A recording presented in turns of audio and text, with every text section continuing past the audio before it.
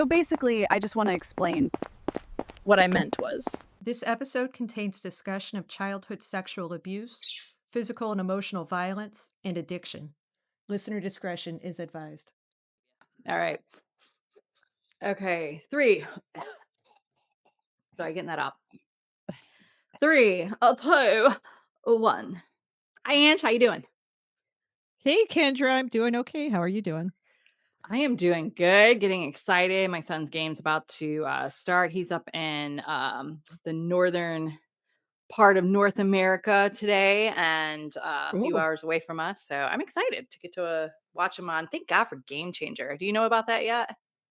I have that for my son. I keep getting the little notifications. Do I want to upgrade to Game Changer Pro so I can see the live stream? I'm like, I don't need to pay a No. premium service to watch 10-year-old. Like they're playing small ball, Well, at here's the that thing. level. If you upgrade to it, a lot of these teams aren't even recording.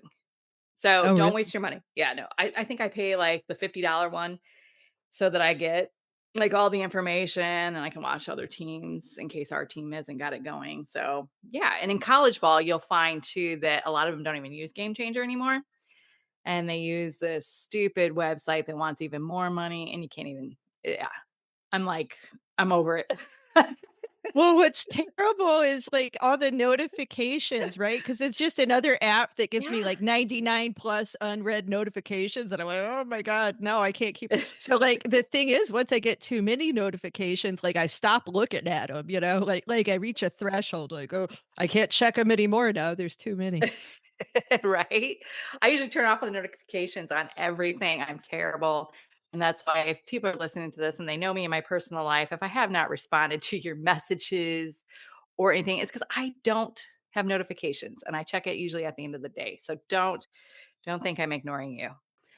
So how is your week been going? I know I've been on spring break, but how is your lovely week?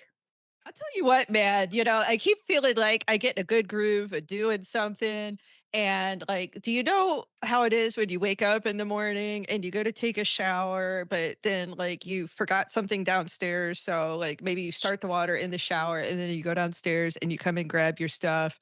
And then like the dog makes a noise and you realize you haven't taken him to go to the bathroom yet. And so you're like, well, I don't know, maybe not necessarily the dog, but, like, the birds could be. I don't know, like, maybe one of the animals is doing something, where you get distracted and you have to tend to the animal, and Hey, then you go Ange, back yeah, Ange, uh-huh. I love you. I really do. But let's get to the point. Oh, um, oh, okay. Uh, yeah, this is a little awkward. Well, I guess, I kinda talk too much sometimes, don't I? And I think that's our topic today. Let's get to the Oh. point. Oh yeah, let's let us get to the point. Come on in and grab a seat. There's no better place to be. Two Midwestern Gen Xers emotionally stunted. Subtlety was not part of our upbringing. So here we are in all of our glory, country crocked. I can't believe it's not bettered.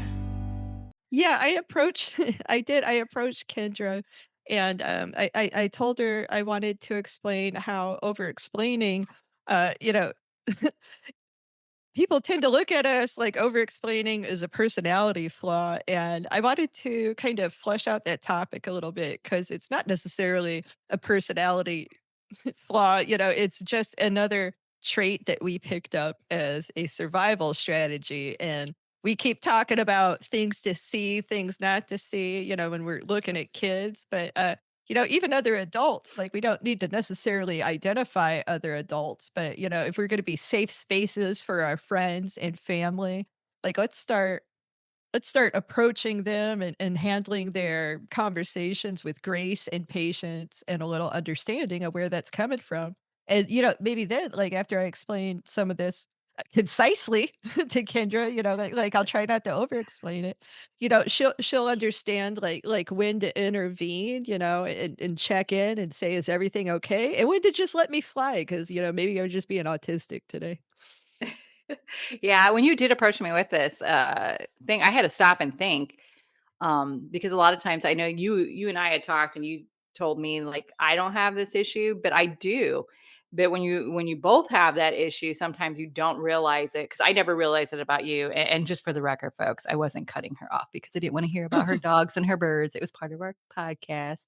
But no, I do talk a lot, and so do you. But I guess we don't realize it with each other because we're the same in that aspect. What do you feel the causes that, I know you're going to come with some scientific stuff probably at me, which I love, but why do you feel that we do that? Like, why is it that we overtalk in conversations sometimes? Yeah, Kendra, I think the thing is, like, we're not actually trying to talk too much. We're just trying to be understood before we get misunderstood, right? I mean, I've been listening back to this podcast season, and I think one of my recurring themes has been, my mother and I were fighting, and I don't know what my mother and I were fighting about. Like that's been a thing. And I think last night when I was talking to Jimmy, I actually did figure out what my mother and I fought about all the time. And it was back talking, and it was always back talking, like, that would be the root of all of our disagreements, that would be the root of all the physical altercations, and even, like, just roping my father in, like he was the final boss disciplinarian. Like, it all had to do with back talking, and, like, me as a kid, I never felt like I was being disrespectful, like, I never felt like I was back talking, and, like, half the time, I feel like, you know, I I'd be in trouble for back talking, and I'd say, "Can you please explain to me, like, how I am back talking? Because I would like not to be in trouble for back talking anymore. So, if you could explain to me the rules for back talking, I would be very much appreciative." But before I could get any of that out, obviously, like, I was being backhanded because, like, that's back talking. But, it like so for me, I always felt like, if people knew where I was coming from and knew my intent was good and that I wasn't doing anything nefarious, then, maybe I wouldn't have a fat lip or a black eye or, be grounded, for something. Like, just still, like, never understanding, like what I was back talking about. But, like, how that manifests now is, like, I people ask me a simple question, and I give them, like, a full backstory, and I add disclaimers all the time, like, "I might be wrong," or, like, "I don't remember exactly what was said." So, it's, like, a lot of hedging language I use, and, I actually don't like that about myself, and I kinda wanna stop. I feel you. I feel you. I don't know how you stop it though. Like I think that we don't stop, we just evolve it to where we're over explainers because of trauma, and sometimes I've actually learned to embrace the over explaining. Like I kind of prefer it in conversations. Like even if somebody comes over to me and like they're the same as us or they've been through something traumatic and they uh have to talk, I'm sure you'll agree with me on this. My mother is bad at it. And I mean, she overtops both of us, which is insane to me. But I've noticed like I'll have to stop her. I enjoy the conversations I have with her, but I have to say, "Hey, mom, I need to get a word in. I need to be able to talk." But I actually enjoy like if I'm meeting somebody and say they over explain who they are to me, I prefer it because it kind of cuts through at our age all the yes, like it helps me to feel a certain way instead of having to guess in a conversation that I really don't have time for guessing. I don't have my time is valuable. The older we get, our time is valuable. But I find it too, I don't know about you, but a lot of people, that I've over explained to, not a lot, but some of the people in conversations that I've had, they find me domineering. Like I'm trying to dominate the conversation. Do you feel that way ever or do you feel that people think that?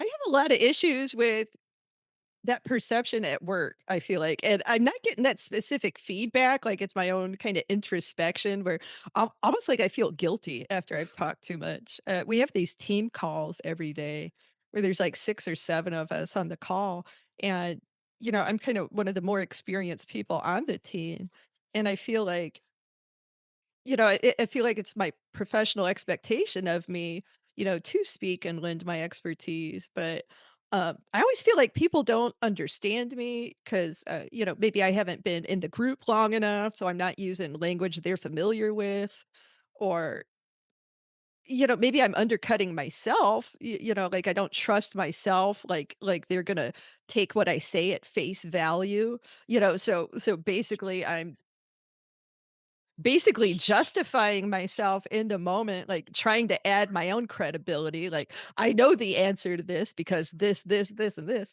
And I think at the end of the day, it just kind of makes me look like pompous. Like I'm saying, well, obviously I know what I'm talking about because of, exhibits A, B, and C, and like for me, like I'm just doing it so they don't think I'm full of shit, and like listen to me. But man, I really struggle. Like, sometimes I get off those calls or, like, I go back on mute and I'm like, "Man, I sound like a real jerk." And then I kinda go into, like, a little shame spiral to where, like, I don't even, like, wanna talk again because, I feel like people are rolling their eyes once I get to blabbing about something.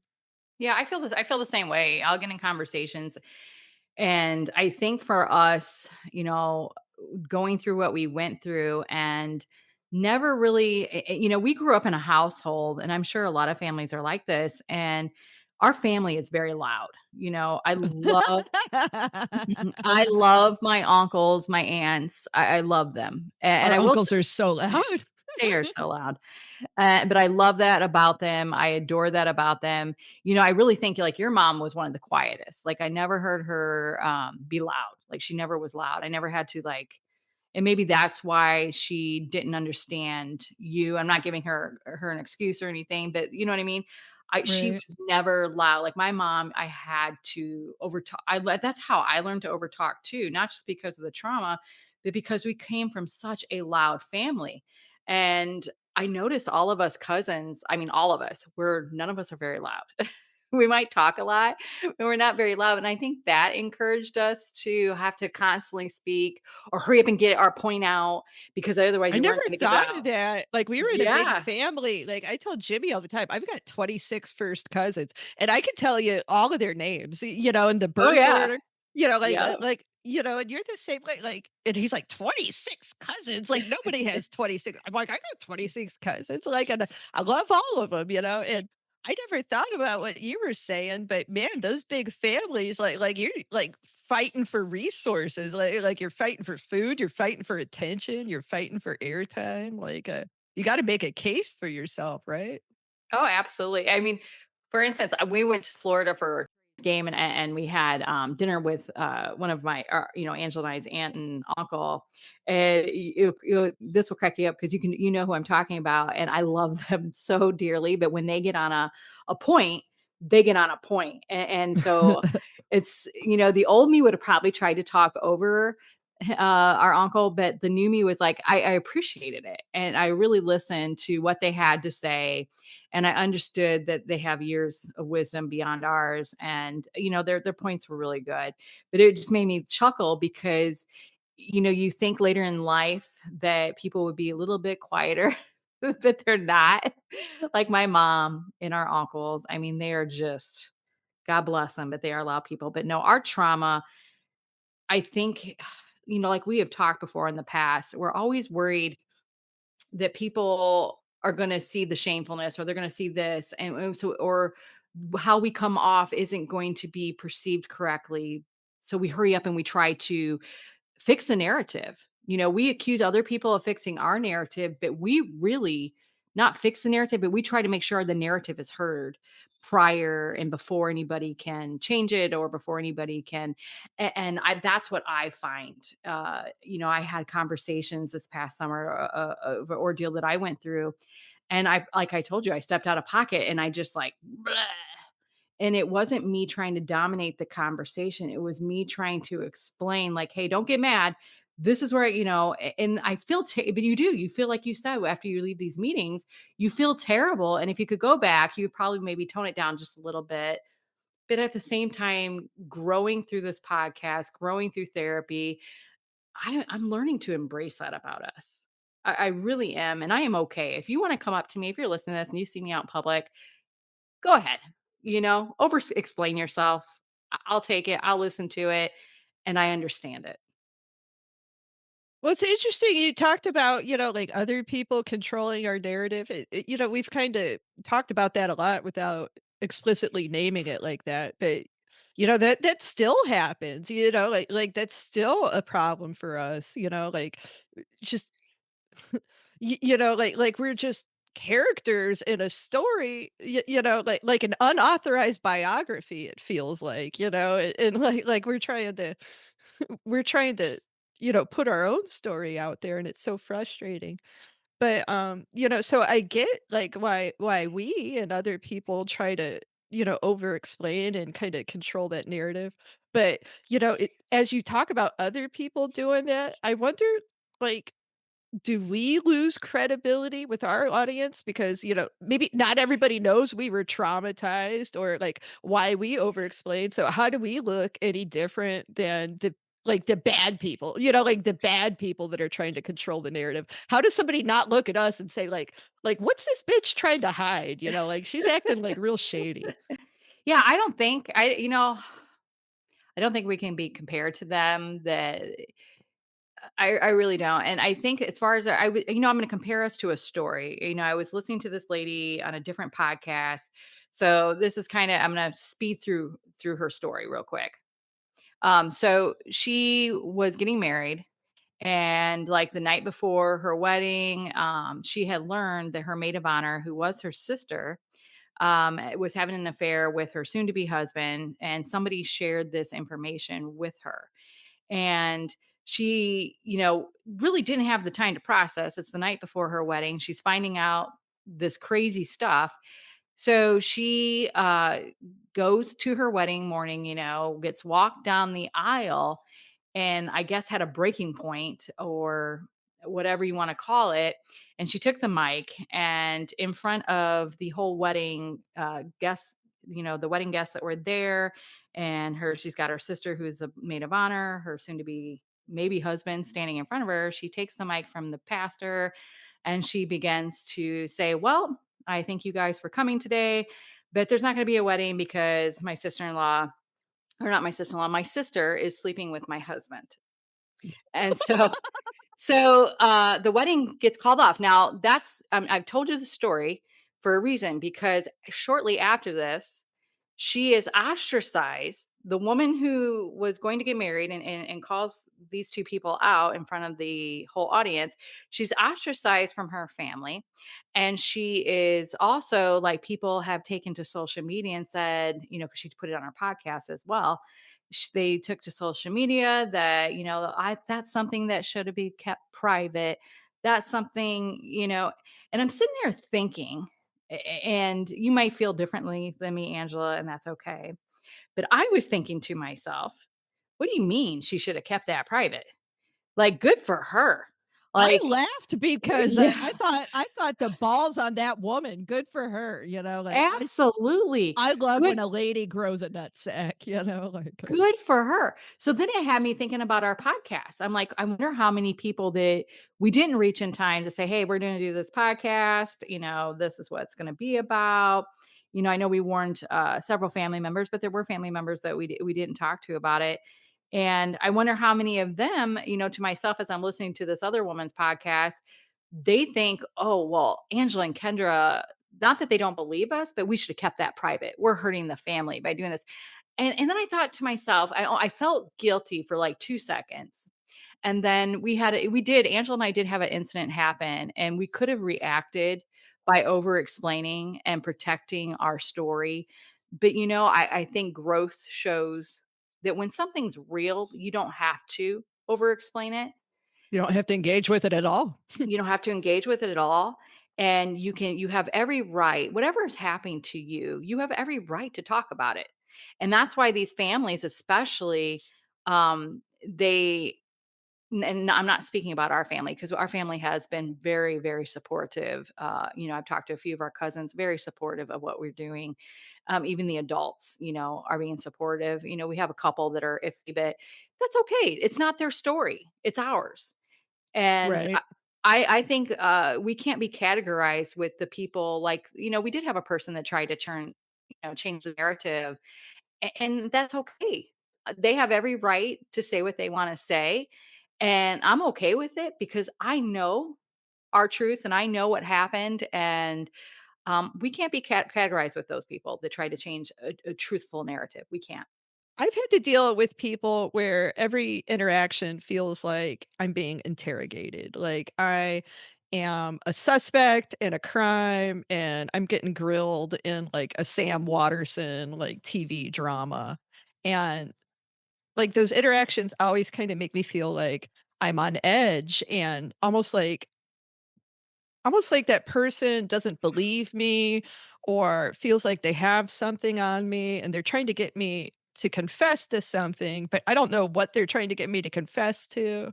And so, like, for me, there's certain people where I get around them and it's just like word vomit all the time because I don't know what they're looking for. Like, I don't know what they're getting at, and I just wanna make sure I'm relaying all the information that I have in my head, and surely if I tell this person everything I know, like, they're gonna back off and leave me alone. That really informed the way I interacted with a lot of people for a long time. I was just so afraid of not saying whatever the phrase was that they were looking for that was gonna make that scenario right. Like I felt like I had to keep looking for that phrase. And sometimes it's almost like I was watching their body language, and like if it was stern, stern, stern, like I'd be like, okay, I have to keep talking, keep talking. But like once I'd see them relax a little bit or smile, I'd be like, whew, okay, finally, like I've hit the oasis, I can stop talking now. Yeah, and I think that's our problem, not theirs, actually. I think that is part of, again, going back to our childhood trauma and not being as mature as we are now mentally and going through counseling and, taking the spiritual route and seeking God. You tend to look at people and you automatically assume, because I've been there a million times with with certain people, and I felt just a small twitch in their body language would make me, oh my God, what are like you said, an interrogation room, and what are we doing? And they're gonna see something. Like that's that again. Are they gonna see that in me? They're gonna see something. Did I do something wrong? And that is the child, the traumatized child within us crying, oh my God. Because we felt, I always felt when we were at that time in our lives, what am I doing wrong? Did I do something wrong to deserve this? So we carry that over into every conversation that we have. And that's where I believe now, once you master it and really learn to read people and discern people, you realize looking back at some of them conversations, those people that might have been like fidgeting because they had their own crap they're dealing with in their mind, not even listening to what we had to say, nothing to do with us, but we automatically, being wounded, we automatically jump to that conclusion. And that's going to be my take on that conversation is I think 9 times out of 10, they weren't looking for answers from us. They weren't interrogating us. We took it that way because we were looking at their body language because it was familiar body language that, from our childhood that we had not worked through and understanding that other people go through things have nothing to do with us in their minds, in their conversations. They could be looking right at you, having a conversation, but their mind being completely somewhere else. But we're taking that and reading that, oh my God, they're searching for something in us.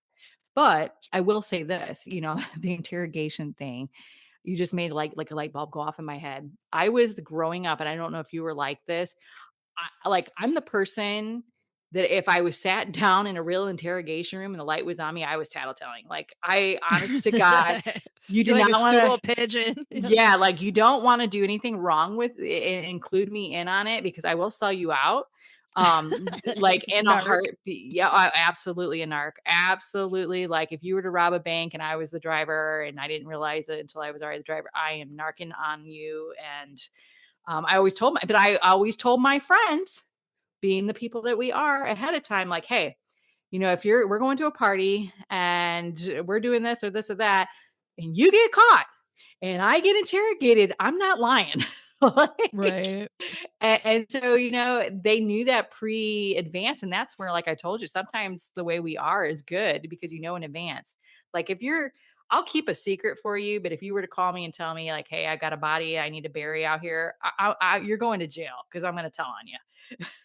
I used to have to tell on you all the time. I don't know if you do. Like, and I always felt like that's why I hate telling on people, but like every time I'd get in trouble, it's like my parents didn't want to take it at face value. They're like, who fucking told you to do this? Like, was it Kendra? Did Kendra tell? I'm like, yeah, Kendra told me to do it. I knew Yeah, and half the time I didn't. There's a lot of crap you did that it. I went along for the ride, but I didn't sell you out. I mean, because there was no bodies, but that's all right. I forgive you. What kind of shenanigans was I ringleading, being like a foot and a half shorter than you, like You were definitely the one that did the whole washer dryer thing. That was not my idea. That could have like seriously that could have seriously led to somebody's death. Oh, Um, I especially if guess that's not especially if we funny. would have especially if we would have shut the door and not let him out. And I think our one uncle who is not much older than us, I think he was the one that tattletaled on all of us. But me being the older of the cousins always I always took it, and that ticked me off because a lot of times you guys would come up with stuff or the boys would come up with stuff. And I'm just like, really, this is not fair just because I'm older. And I remember saying that one time to grandma was like, hey, just because I'm the oldest does not mean that this was my idea. Yeah, I probably should have stopped it, but I went along with it.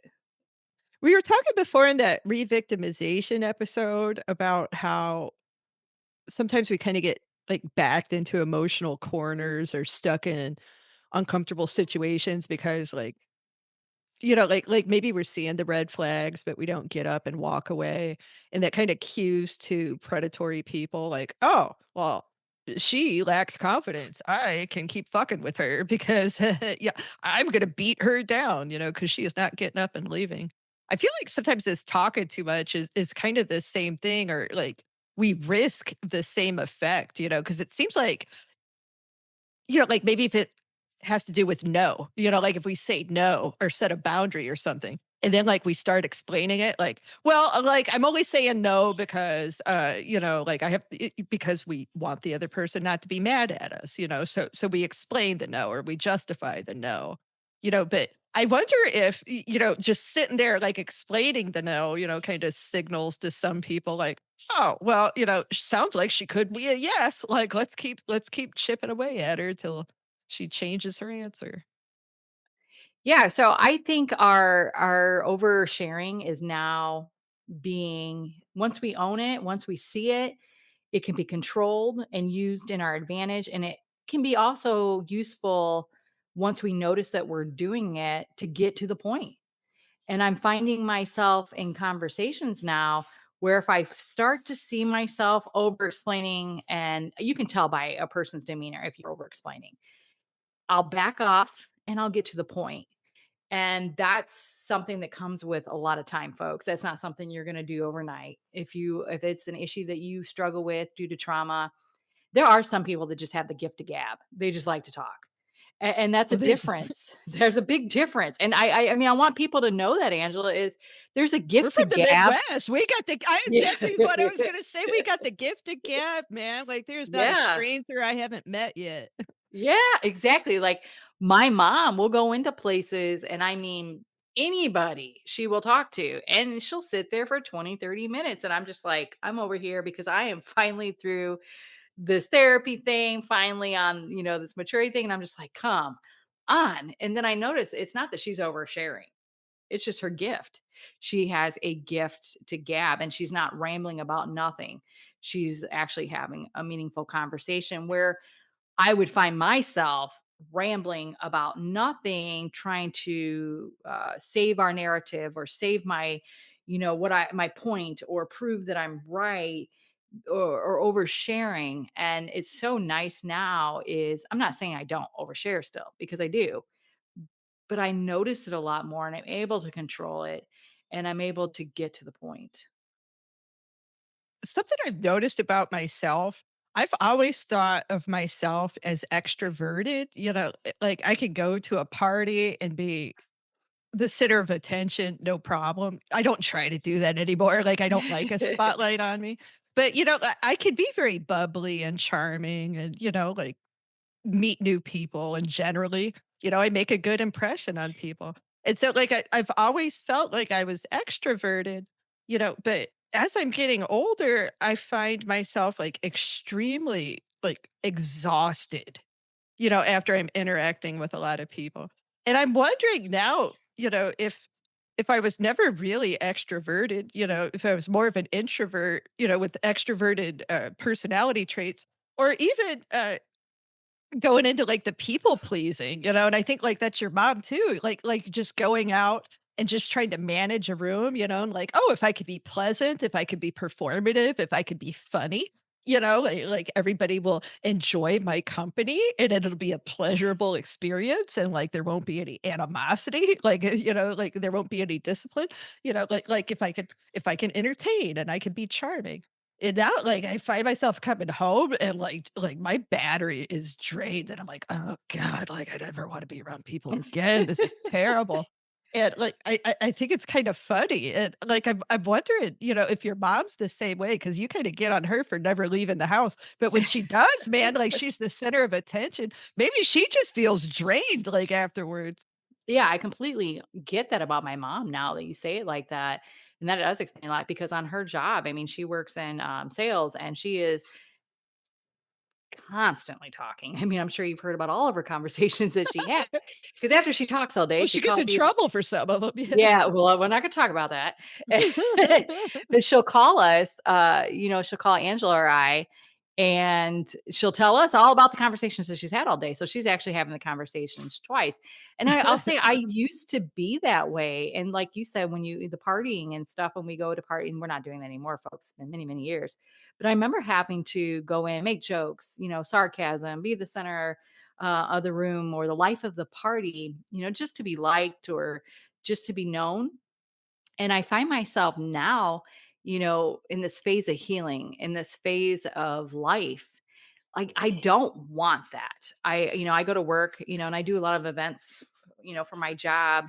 And, when they do the pictures of people who are behind, who made this happen, even if I had a major part, I don't want to be in the picture. I don't want to be told, "Oh, that's so awesome. You're doing this great job, blah, blah, blah." I just don't. Just keep me in the background. I think it's not that I'm shriveling up. It's just like you said, I'm exhausted. I'm exhausted from living the life that I thought I had to live to survive. And now that we're not having to do that anymore and we know who we are, we're confident in who we are. I don't need accolades. I don't need praise. I don't need any of it. It's kind of like I'm just enjoying being now. I mean, do you feel that way?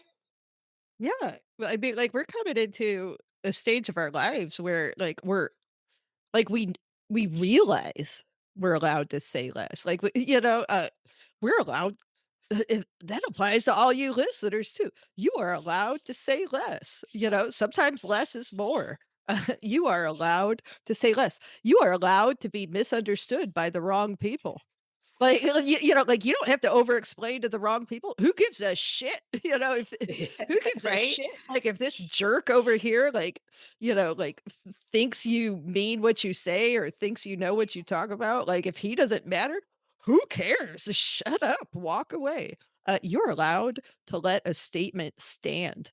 Like, you're allowed to, like, say something, and just let it take a beat, like, let it breathe, in your head, you could be like, "Man, I said what I said," like, you can say that out loud if you want, or you could just think it, like, if you wanna tell yourself to shut up, s say what you wanna say, let it breathe, and think to yourself, "Yeah, I said what I said," then just wait for them, see what they gotta say.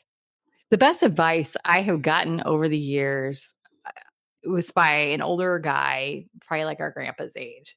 And it was a customer that had come into one of the stores and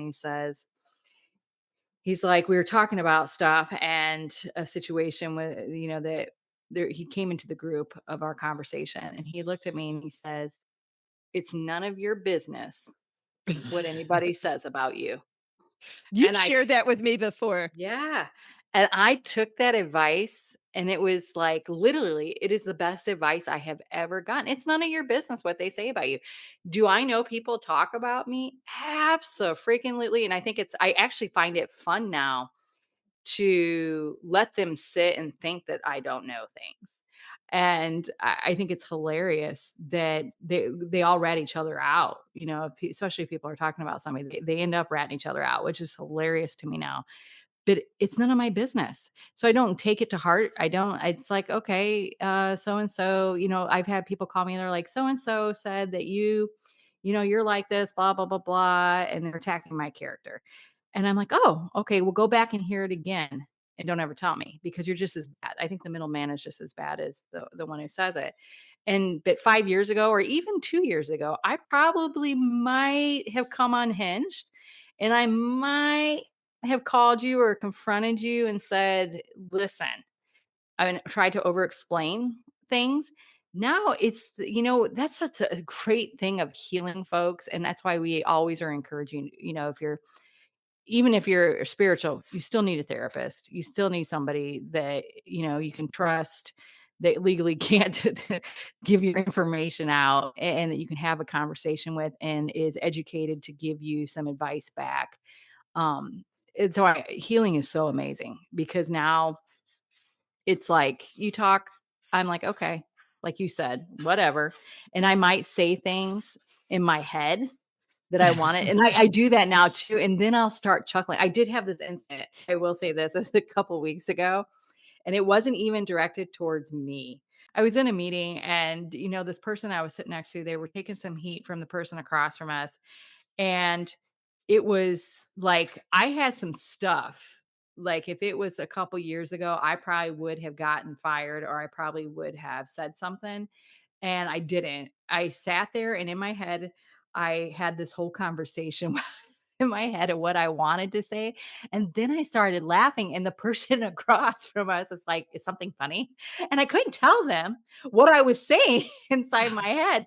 But I find that it's actually kind of fun to do. So if you find yourself in a conversation with somebody, or if you heard about something, or you're dealing with in a meeting, have that conversation in your head. Make sure it don't get out of your head. And that's kind of what I've been telling my mom lately. Mom, just have the conversations in your head sometimes. Because when you hear yourself, you can either laugh at it or you'll be like, whoa, that's going to sound crazy. Well, I've taken a lot of communications classes for work. I'm in management. They're always trying to teach us how to talk to people more better. And I'm wondering, some of this stuff I learned for corporate America actually is pretty useful for your personal life.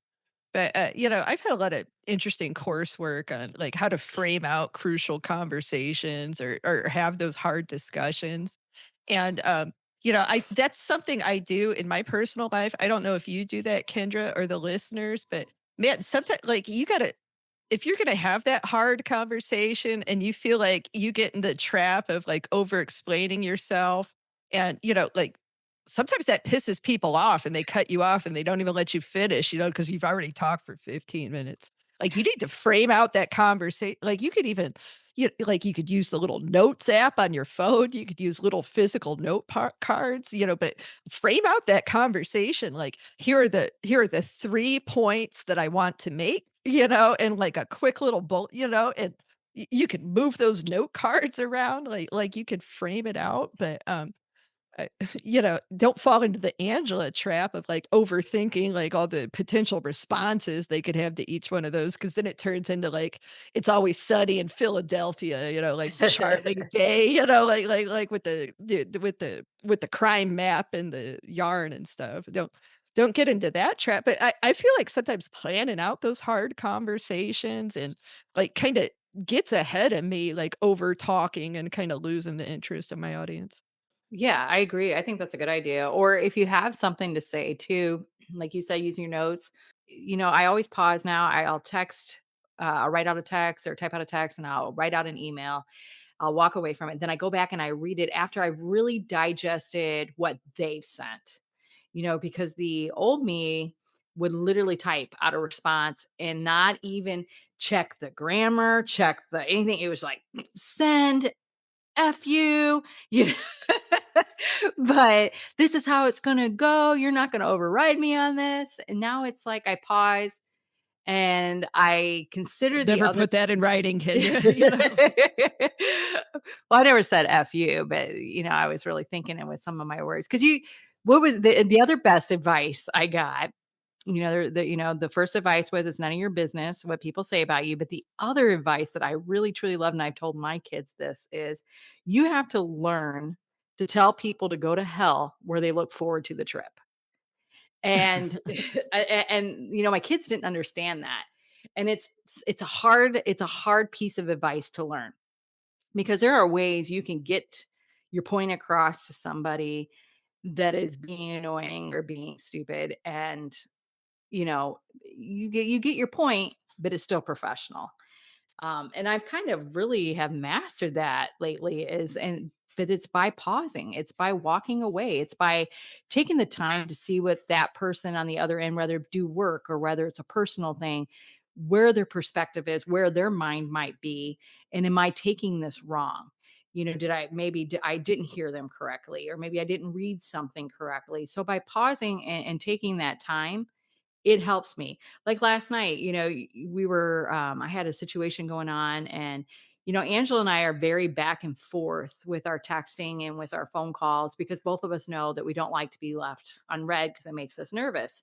And so we try to cater to that. But at 7 o'clock at night or anytime past that, you're going to be lucky to get me. And I heard my phone vibrate like 3 times. So I get up because it's Angela. And I had to tell her, like, hey, this is where my head's at right now. Nothing to do, nothing bad, but I got to shut down. And, but I made sure to, communicate that to her. And she was very respectful of it because she knows how I am. But doing that and by pausing and allowing that, you learn to have a different, you learn to have a different perspective of people because sometimes we get mad at people and there's no reason for us to be mad at them. It's because we reacted instead of took the time to think about, how they framed it, how they really meant it, or how they said it. And then our reply when weighted and it's done professionally or done with a better outlook, it can do wonders for conversation. You were talking about, like reading somebody's body language and not knowing like what they're going through, what's going on with them, and that body language might not even have anything to do with what they're talking about. And I felt like a real dumbass when you were saying that because like I've never thought about it that way because Kendra and I have talked about this. Like we are like very hypersensitive to mood changes. Like we notice body and that starts like a lot of like in all of my relationships, I've had that problem, like what's wrong? Why are you mad? And then the dude's like, I'm not mad about anything. Like, why do you think I'm mad? And I'm like, I can tell you're mad, like I can see your body, then like we get in a fight because I feel like he's lying to me. But like Been there. so I could have seen that body language, and like not been wrong about the body language, but like just conflated that body like tied that to the intent of what they were saying, and took it as a personal attack. And I'm really glad you kind of put it that way because, maybe sometimes you do have to disconnect the two. You But do, yeah. that reminded me because you talk about, it's nobody's business, what somebody, it's not my business what somebody else thinks of me. And, I actually read that in a book, and I don't do a lot of, like, book plugging and stuff on this podcast, but, there is one that I really like. I got it as an audiobook, and it was the first audiobook I ever got. Like, I always scoffed at the idea because I read so many books as a kid where I felt like, like I was a real book connoisseur, and I was a snob, and, like, I can only read, like, hardback, dusty books where I could, smell like, They I do was have a smell. yeah, I was one of those jerks, but and so, like, I never got an audiobook, but, like, my attention span's been so bad as an adult where, like, I've noted, like, these audiobooks are great, like, you put them on your They're speaker, awesome. you could do dishes and stuff, you can listen to them in the car, so, like, basically, I can multitask and still get, my information in. But this audiobook I got was, The Four Agreements by Don Miguel Ruiz, and I don't know if you've heard of those, Kendra, but, like, No. basically It's a really short book. It's like a short audio listen, highly recommend. But basically, the gist of the book is like, if you want to live a happy life, if you want to live a zen-filled life, like, basically, you have to make 4 agreements with yourself. And, um, like, one of those agreements is don't take anything personally. And, like, that's a really hard one to make. And the trick to that, like, per this guy, per this Don Miguel Ruiz, like, the trick to not taking anything personally, um, is, like, you don't take compliments personally either.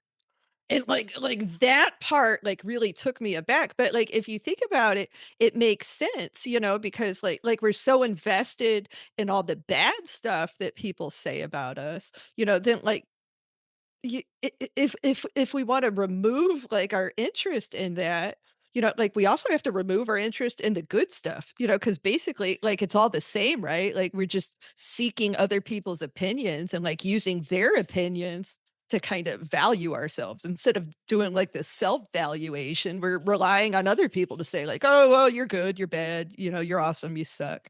So, like, if you don't live for anybody's compliments, like, you don't dwell on their insults either. It's kinda just something I thought about when you were saying that, like, it was a really interesting book. Yeah, text that to me when we're off of this. I'd be interested in reading that. Kind of reminds me of the conversation we had earlier. We were talking about AI, and I'm not doing an AI plug, folks. I'm not really a big supporter of AI, but I do use Grok every once in a while, and just for fun, I told Angela, I asked Grok about what it is, you know, the AI intelligence perspective or thoughts about human beings. And they have no emotion, they have no feeling, so they just say it how it is. Sometimes it's harsh. And the Grok answered that we're messy and chaotic. And I really had to pause there. Here's a thing that has never experienced emotion, doesn't have its only data is what has been programmed in, and then it grows from there. And they're looking at our human race from a technical side, and they see how messy we are. And it made me really take a look at and I'm applying this to what you said, because we always look at, the things that are said about us, and we try to defend ourselves.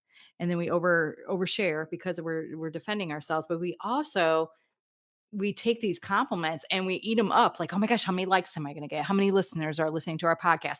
How many, and we're eating that up too. And I have found myself, like, I have unplugged from social media, and I don't know, I might say unplugged from it, but it's been really healthy for me. I unplugged from it. I mean, my accounts are all there, but I have got them on, deleted the apps from my phone, and I've been doing reading instead. And every time I want to get on and check, Twitter or X, they now call it, or Instagram, I'll play this mind game thing that helps build the brain. And I'll tell you the difference that it makes. And it's not taking a back seat. Like I said before, like, I don't like being in pictures anymore that are to do with, like, getting highlighted because I did something good. I I like being. And I think if more humans would just be, and what a better world this place could be, instead of seeking or trying to validate. I mean, I don't know. Does that make sense? I'm finding myself in a lot fewer situations lately where I feel the need to over-explain to people, or I feel like I have to use a lot of words to get the point across. And, we've talked previously about, like, our friends circles, like, getting smaller, but, like, more purposeful, like, intentional, friend circles. And, I think this shift, just has to deal with, like, me inherently being surrounded by safe people, like, safe people don't require you to over explain. Safe people, like, don't penalize you for, not relaying the details, as they would have expected them. Like, they don't twist your words around. They like, Right. they you're never in trouble for saying the wrong thing around safe people, like if I say something, and I take a beat and I let it sit, like you'll just turn and be like, "What?" You know? And like I can answer you, and then like you'll get it, but it's not like a 5-minute conversation, like Kendra, you're a safe person. And so, like listeners, like if you find yourselves like constantly in situations where you feel like, oh, like, oh, like I gotta fill the void of silence, with my stammering noise. Like maybe you're not gravitating towards your green flag people, like maybe you need to figure out like why your environment isn't comfortable enough for you to just be, maybe that's one of your listen to your body signs, like why is my body telling me to panic right now? Why is my body trying to tell me that I need to over explain? Like maybe that's your cue to like go give yourself a timeout and evaluate that situation. Yeah, I think you're right. I think you really are right. It's the difference in both of us is who we surround ourselves with these days. And I'm not we're not dissing, and I know Angela isn't either. And I know I'm definitely not dissing anybody prior in our prior lives, but not that you weren't safe. And I don't want people that, we no longer hang out with think that, oh, we think they're just not safe people. But some weren't. A lot of them weren't. But there is, when you get older, whether you've been through trauma or not, you see the value and how important, what is it, where quantity is less important than quality. And I'm okay with a very small circle. I actually prefer it.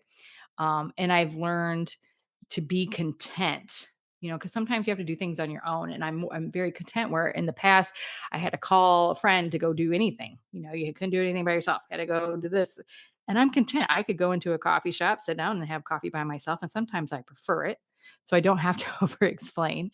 But no, the safe place is just a great place to be when you are surrounded with people that actually truly try to understand you, even after you have over explained. Because I've noticed the group that I have now, they know my story. They know for the first time in years, I have shared my story, our story. And they're like, oh, wow. And then the ones that have been the diehards, and I know you have a couple diehards that have been your ride or dies through it all, they even have a greater respect now for you because they understand everything. And they're like, okay, that explains, these certain things. Like, some people might call them quirks about us, but that Right. explains, and I'm okay with those quirks, and these people are okay. You were talking about books, and I know I hate to change subject like that, but if you're looking for a good book too, and something that I've applied to even this, and he himself went through trauma, is David Goggins. He's got his podcast too. So if you're looking for another good podcast, check out David Goggins' podcast. I mean, phenomenal, phenomenal man. He was a Navy SEAL, and his childhood was insane. Like, not, I mean, just insane. Like, take ours and magnify it by 10. But I took from him, and what I liked about, because he does, what is those? Is it Iron Man or something where you run 100 miles, and nothing that I'm going to attempt anytime in the future, nor do I want to. But he does all those races, the endurance races, and he's like known for it. He's famous for it. But what he said and how he got through his life is he calloused his mind. And I found that interesting. Is, when you have surgery, you get scar tissue. I know you've had surgery, I've had surgery, and we have scar tissue in our body that's from being cut open and stuff. But trauma, it can either turn a couple ways. There's people that will turn to drugs and alcohol. There's people that will in their lives. There's people that just cannot deal with trauma. But then there's people that go on and survive. And I really think that you and I have calloused our minds in a lot of ways. And that is why we've gotten better in conversations, and we don't over pour, overshare. And but I like that. I'm sorry, I'm rambling on there. I'm trying to get to the point. The- You like Nice little episode tie-in. I like that, Kate. Well, like I mentioned before, sometimes over explaining is a trauma response. Sometimes it's neurodivergence. You know, if you guys follow our Instagram, a while back there was a fun little unlicensed quiz, is it tisms or is it trauma? And it kind of goes through and cheekily describes like a lot of different behaviors. But the point of the whole thing is that some of the behaviors, like it's not immediately clear, like if it's a trauma response or, like if Angela's just being spicy one day. But, like we talk about finding safe people, but listeners, like I don't want to just teach you how to find safe people. I want to teach you how to be a safe person. So, like if you have a friend who if you have a friend that you're constantly trying to prod to get to the point, how you could be a safe person, how you could be a good friend, is to be able to immediately recognize like which mode your friend is in. Because sometimes we over explain because we're scared. And sometimes we over explain because that's how our brain organizes the world. So like if somebody's talking to you, like or maybe you're a boss, it's one of your direct reports, but like if you're dealing with a person and they're talking a lot, well, like trauma driven over explaining, it's urgent, it's defensive. It feels like let me get ahead of this. Like the body is activated. You see them like physically excited. So that's what a trauma response look like, but like neurodivergent over explaining just really looks like it's really structured or layered, and it's detailed heavy. And like I tend to loop a lot because I just feel like I'm refining the point. So, really the trauma over explaining is about safety and the neurodivergent over explaining is about clarity. So, like when you're being a good person, when you're being a safe friend, you could just kind of eyeball your other friend and say like, okay, like did they seem panicky? Did they seem like their heart's racing? Did they seem nervous? That's where you could say like, like you could pull back and say like, hey, it's okay, like, or hey, I'm listening, or even like just even touch their arm or touch their leg, and say like, "Hey, I'm here." And that is so calming right in that moment. But like if your friend is like rambling, and they seem calm, and like maybe they're just talking about like trains or their stamp collection or about like Maltese dogs. Like maybe it's just like their neurodivergent, interest, and like if they seem happy as a clam, do what Kendra does, just put your phone on mute and walk around and mop your kitchen floor. Like you can Right. support your friends like multiple ways. But like like the important through line here is not all long explanations mean the person's insecure. Sometimes it just means like a smart person's trying to be precise. It is really bad at it. And I've always understood that, especially in our conversations, is, I know that you're going to go an extra mile sometimes, and I just let you go. And I don't mute you though, I promise. I only mute I only mute a couple people. When people want to get to know you and they really understand you and they know that you're neurodivergent and they take the time to understand that, that's so awesome. And those people, hold on to those people. Hold on to those people that try to understand who you are and what you've been through and actually take the time to either look it up themselves or take the time to learn things about you in that aspect. I read something, I want to say I read it this morning. It was either this morning or last night. And it was from a Christian lady. And she said, she was talking about her family and how your family, just because we go with this thing that family, it's loyalty, it's you stick by them no matter what. And she put a like an X on that. She's like, no. She says if your family, and she was using a Christian standpoint, so if your family has never once asked you about your Christianity and about your faith and why it's important to you or what it's about, they're not really for you, especially when the only time they use scripture against you or talk Christianity is they back at you on something. It's the first time I've ever heard a scripture out of their mouth. that shows that those people are not for you. And we can kind of tie, actually, not kind of, well, let's tie that into what you just said. If people know something about you, never once have asked you, even, and I know you've brought it up because you're an overshare, just like myself. It's been brought up, maybe not in full detail, or maybe we've said it. And if they've never once took the time to ask you, but they throw it up to you or use something about, we're just going to use neurodivergency, use something about it that they've read for 2 seconds against you, then they were never for you. So you have to learn to discern that too. And but also in these friendships that do take that time, value them. Well, it's funny, like, like sometimes I text some of my girlfriends, and I'm like, "Oh, hey, I just got diagnosed with ADHD," and like she'll reply like, "Girl, same," I think there's so It's many of us that I mean, really, there's so many people that are fighting the same things. And you find that when you're willing to be open about it. it's amazing how many women our age are like just starting to get screened for ADHD and autism and different stuff. I think historically we were kind of ignored, because we weren't rambunctious little boys bouncing off the walls. But I was actually talking to one of my uncles the other day, and I said, "You'll never believe this, but I was diagnosed with ADHD as an adult," and he started laughing at me, Kendra, and he's like, "You needed a doctor to tell you that shit?" And I was like, "What are you talking about?" Because he's just a country bumpkin. Assumed he didn't know anything about ADHD, and Man, he's like, "Your head was always in outer space," he's like, "You could play the cello, you could play the piano, you were smart as a whip, like, you do all this math, but, like, I'd have a conversation with you and your head be outer space," and I'd say, "Pumpkin, are you even listening to me right now?" And you'd say, "Huh?" Or or he'd say, like, Weren't you about to make me a drawing?"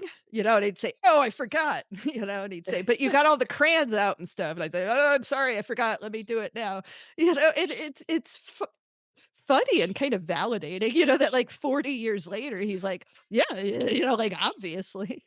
Yeah, well, and I've had those conversations with you too, or vice versa. Is you realize, y- it's normal to us. Like I've when you always told been like that. Yeah. you've always been that way. So like when other people would say things, I never noticed anything. I never, because that's Angela, that's my cousin, that's normal. Now if you were like coming out of left field with a whole different personality, maybe I would have noticed it more, but no. And I think it's now that they focus on things now in the future here, well, the present day, where they did not do that in the past. It was basically, let's beat this kid, or let's tell this kid to, smack her across the face because she's back talking.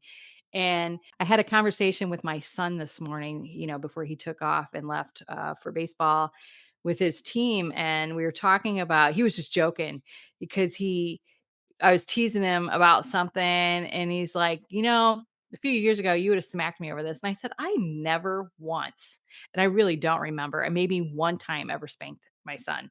And it's not because he wasn't mouthy, but he just, he did the normal boy testing thing. He was all boy.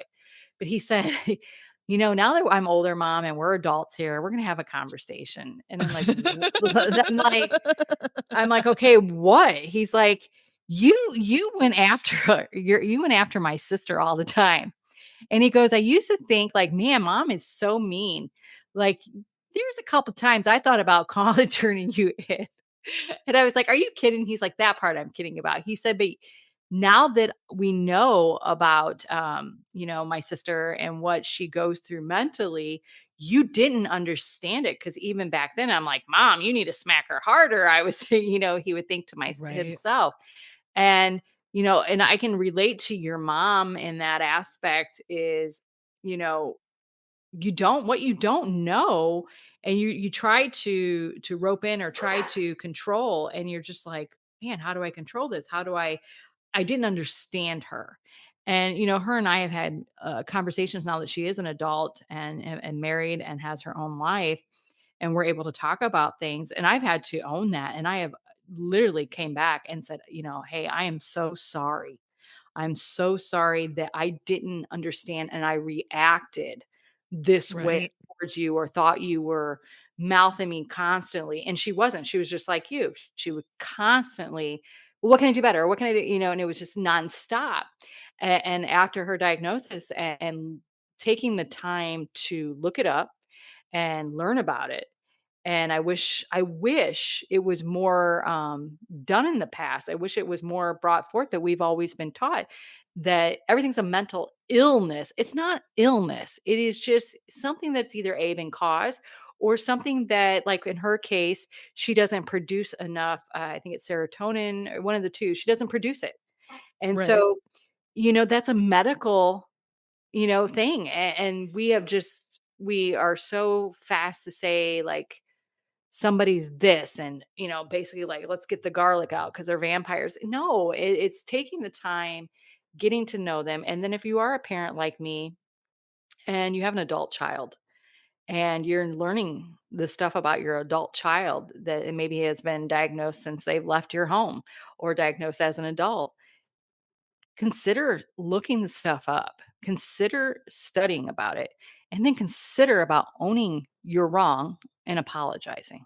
I have a lot of regrets there. Like I struggled with my adult children when they were little too, not doing anything they were doing wrong, just uh, my misunderstanding of them, like I didn't know how to jive with my kids, and like I didn't understand why. And so I would reach out to my parents, or even like my mom, like who do you call like when you need parenting advice? Like you call your parent, and like my mom's solution, was like basically, well, have you beat them? Have you tried beating them? Did you beat them?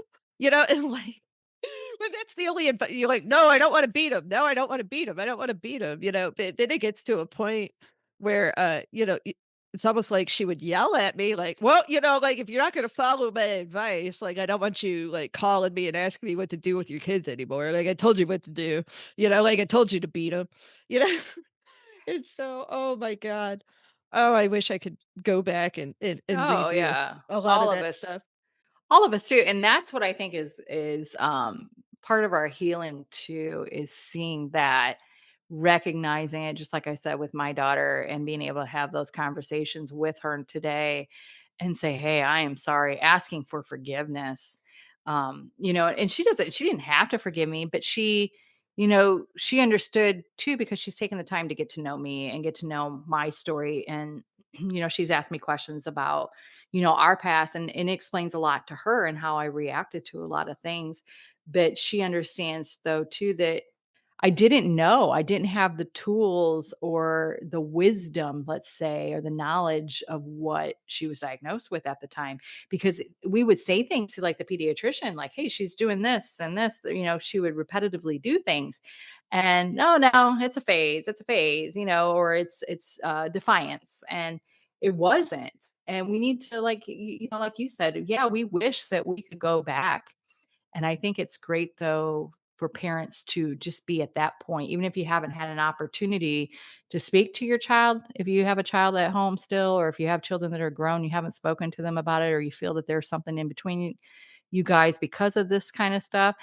I encourage you guys, and I encourage your children, take the time to get to really know each other, especially now that, if you have adult children, get the time to know your parent and your child. And it's amazing when you come at things with knowledge and a different perspective. Angela, I have really, truly enjoyed talking to you today. And I know we have one more episode before we close this out. So I'm looking forward to your closing here today. And so let's get to the point. No, I really enjoyed recording this episode. I just know when I go back and listen to it, I'm gonna think to myself, like, I wish I would have said that, and I wish I would have said this, and it's gonna drive me nuts. And I like I know it's gonna be counterintuitive to this whole thing, but like that's how my overanalyzing works. So I'm looking forward to that bit of neuroses that I'm gonna encounter later. But, I'll go ahead and pray us out. I'm looking forward to, our season finale coming up next week, and we could talk a little bit more about what to expect then. But be prepared. We're going to wrap up this season next week. So for those of us who had to explain because we had to, and those of us who explain because that's how we think, may we find people who are able to tell the difference. May we be surrounded by people who don't rush our process, who don't twist our words, and who don't require us to shrink clarity into something smaller just so they could be more comfortable. May we remember that detail is not a flaw, that precision is not too much, and that the way our brains organize the world is not something we need to apologize for. And for the parts of us that learn to over explain to stay safe, the parts that scan the room, that add context before anyone asks, that try to get ahead of being misunderstood, may we meet those parts with understanding and not shame. May we learn gently and over time when we're explaining and when we're bracing. May we give ourselves permission to say the sentence and let it stand. May we trust that the right people will stay with us long enough to understand and that we don't have to perform safety for the people who are never going to offer it to us. May our no be enough. May this is what I meant be enough. May our voice feel like it belongs to us and not like something we have to negotiate for. And if we're still figuring it out, still catching ourselves mid explanation, still learning how to stop, and still learning what safe even feels like, may we give ourselves some grace in that too, because we don't have to earn clarity and we don't have to earn being heard. Amen.